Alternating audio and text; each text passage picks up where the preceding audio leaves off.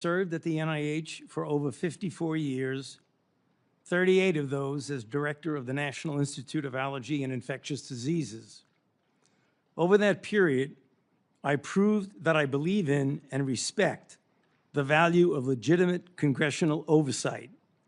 In fact, I testified before and/or briefed Senate and House Senate and House committees well over 200 times over those 38 years.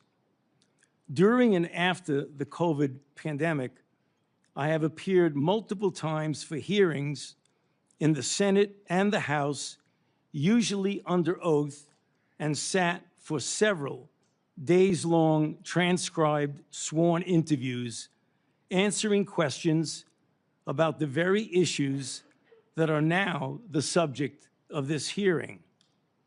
However, given Senator Paul's obvious obsession with calling for my prosecution, his repeated slanderous comments about me, and recently his publicly releasing my unredacted personal diary aimed at embarrassing and intimidating me, the only conclusion I can reach is that the sole reason he is calling me before this committee is to get me to say something, anything, that could vindicate his repeated public pledges that I end up, in his words, quote, behind bars, unquote.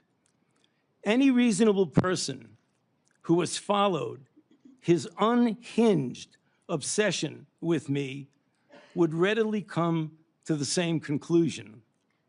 Therefore, although it pains me to do so, because of the respect I have for the legislative branch of government and my decades-long record of cooperating with Congress, under the advice of my attorneys, I will invoke my right under the Fifth Amendment of the Constitution to refrain from answering your questions. Thank you. We will now